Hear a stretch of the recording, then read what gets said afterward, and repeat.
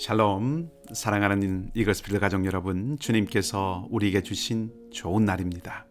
오늘도 주님의 은혜가 여러분 모두의 삶에 풍성하게 넘치기를 간절히 소망합니다.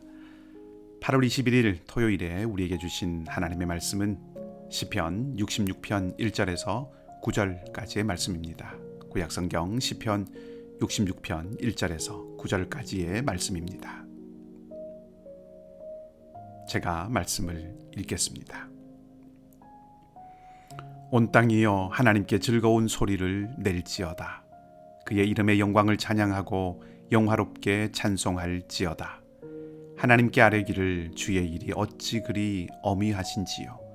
주의 큰 권능으로 말미암아 주의 원수가 주께 복종할 것이며 온 땅이 주께 경배하고 주를 노래하며 주의 이름을 노래하리이다 할지어다. 와서 하나님께서 행하신 것을 보라. 사람의 아들들에게 행하심이 어미하시도다. 하나님이 바다를 변하여 육지가 되게 하셨으므로 무리가 걸어서 강을 건너고 우리가 거기서 주로 말미암아 기뻐하였도다. 그가 그의 능력으로 영원히 다스리시며 그의 눈으로 나라들을 살피시나니 거역하는 자들은 교만하지 말지어다. 만민들아, 우리 하나님을 송축하며 그의 찬양 소리를 들리게 할지어다. 그는 우리 영혼을 살려두시고 우리의 실족함을 허락하지 아니하시는 주시로다. 아멘. 오늘 묵상하는 시편 66편은 하나님의 백성을 위해서 하나님께서 행하신 것을 기억하고 기념하는 노래라고 할 수 있습니다. 하나님께서 행하신 놀라운 일이라는 그 주제가 오늘과 또 내일 묵상할 시편 66편 전체를 관통하고 있습니다. 오늘 묵상하는 부분은 그 가운데서 찬양의 노래라고 할 수 있는 66편의 앞부분이고 66편의 뒷부분은 감사의 노래라고 할 수 있습니다. 종교개혁자였던 루터의 많이 알려진 일화가 있습니다. 하루는 너무나도 상심한 루터가 힘이 다 빠진 채로 무기력하게 있었습니다. 그런데 그 앞에 아내가 장례식에서 입는 상복을 입고 나타납니다. 그 모습을 본 루터가 누가 죽었느냐고 묻지요. 그 질문에 아내는 누가 죽었다고 대답을 합니다. 그러자 루터가 다시 누가 죽었는지를 묻습니다. 그때 루터의 아내가 이렇게 대답을 합니다. 하나님이 돌아가셨습니다. 이 말을 들은 루터가 깜짝 놀라서 아니 하나님이 어떻게 돌아가실 수가 있는가 라고 대꾸를 합니다. 그러자 루터의 아내가 아니 하나님이 살아계시다면 당신이 이렇게 포기하고 누워있을 리가 없지 않습니까?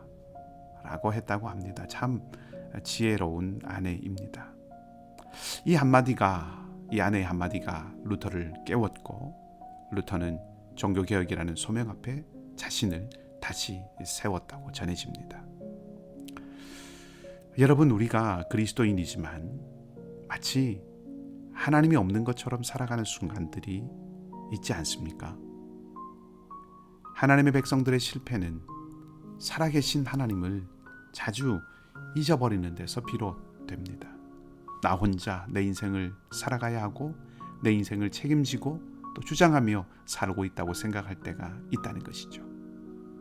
그런데 그것은 사실상 무신론자와 다를 바가 없습니다. 어떤 책에서 이렇게 쓰고 있는 것을 보았습니다. 무신론에도 여러 가지 종류가 있는데 그 가운데 하나가 실천적 무신론이라는 것입니다. 실천적 무신론자는 교회는 열심히 나오고 교회에서 여러 가지 봉사도 열심히 하는 사람입니다. 그런데 중요한 일을 치르면서도 기도는 하지 않습니다. 때로는 세상의 방식 그대로를 따라 살아갑니다. 마치 하나님이 계시지 않는 것처럼 스스로 판단하고 결정하고 하나님의 뜻이나 마음에 대해서는 생각조차 하지 않는 것이죠. 경건의 모양은 있지만 마치 하나님이 계시지 않는 것처럼 사는 것입니다. 그렇다면 그 사람에게는 하나님이 계시나 마나인 것이죠. 이런 사람을 실천적 무신론자라고 말합니다. 여러분, 우리가 루터의 일화에서도 보았듯이 살아계신 하나님을 생각할 수 있다면, 살아계신 하나님을 망각하지 않고 살아간다면 우리의 마음이 달라질 수 있고, 마음이 달라지면 삶이 달라질 수 있습니다. 살아가면서 불투명하고 불안한 앞날이 다가오면 마음이 흔들리고 낙심되려 할 때가 있습니다. 저도 그렇습니다. 그런데 제게는 그때마다 떠오르는 한 가지 사건이 있습니다. 오래전 하나님께서 기가 막힌 방법으로 살 길을 열어주셨던 일입니다. 그 일을 늘 떠올립니다. 정확히 말씀드리면 그 일을 통해서 하나님께서 확신처럼 품게 하셨던 말씀이 떠오릅니다. 그리고 그것이 저에게는 다시 일어서는 힘, 흔들리지 않고 한 걸음 더 나아가게 하는 힘이 되곤 합니다. 오늘 시인도 그것을 말하고 있습니다. 이런 생각을 해보았습니다. 시인은 지금 어떤 흔들리고 낙심하고 불안하고 두려워하고 있는 누군가를 향해서 이렇게 말하는 것이죠. 와서 하나님께서 행하신 것을 보라. 사람의 아들들에게 행하심이 어미하시도다. 하나님이 바다를 변화해 육지가 되게 하셨으므로 무리가 걸어서 강을 건너고 우리가 거기서 주로 말미암아 기뻐하였도다. 홍해를 건너고 요단을 건넜던 역사를 말하는 것이죠. 시인은 지금 그렇게 말합니다. 우리의 삶에 행하셨던 하나님의 크고 놀라운 일을 생각하십시오. 기억하십시오. 여러분, 와서 보라는 것이 무슨 뜻입니까?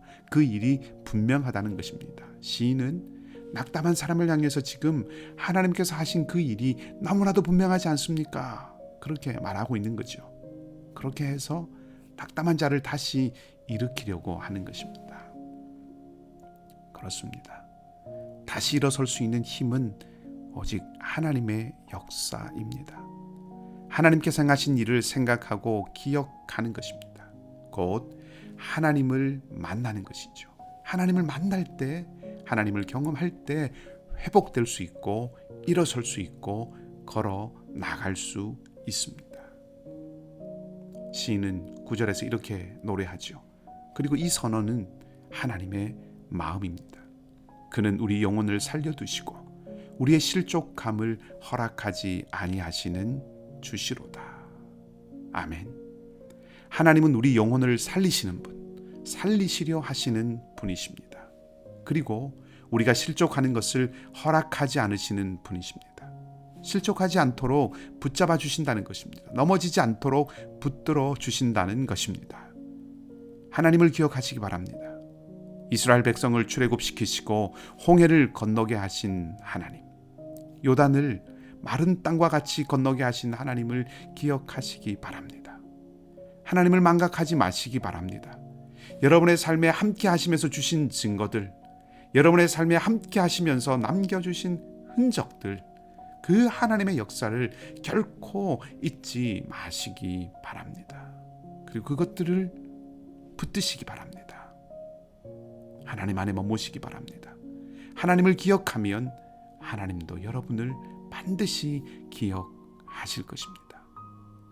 우리 영혼을 살려두시고 우리의 실족함을 허락하지 아니하시는 하나님의 손을 붙들고 오늘도 담대히 나아가는 여러분의 복된 발걸음이 되시기를 주님의 이름으로 축복합니다.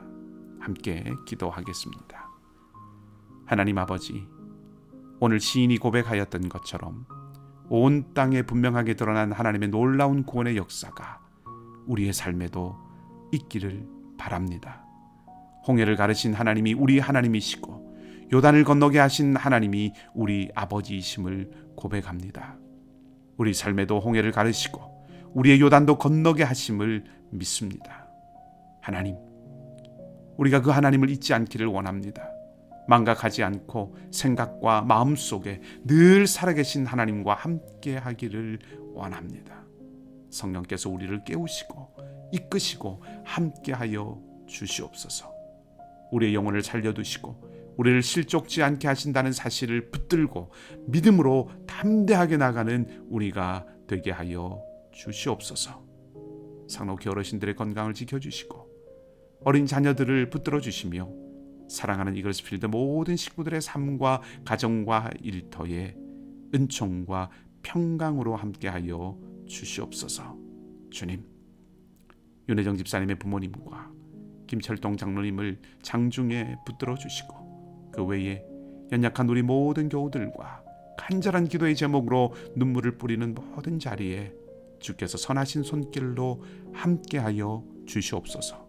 감사를 드리며 좋으신 우리 주님 예수 그리스도의 이름으로 기도하옵나이다. 아멘. 말씀을 기억하시고 자유롭게 기도하시고 오늘도 믿음으로 승리하는 복된 하루가 되시기 바랍니다.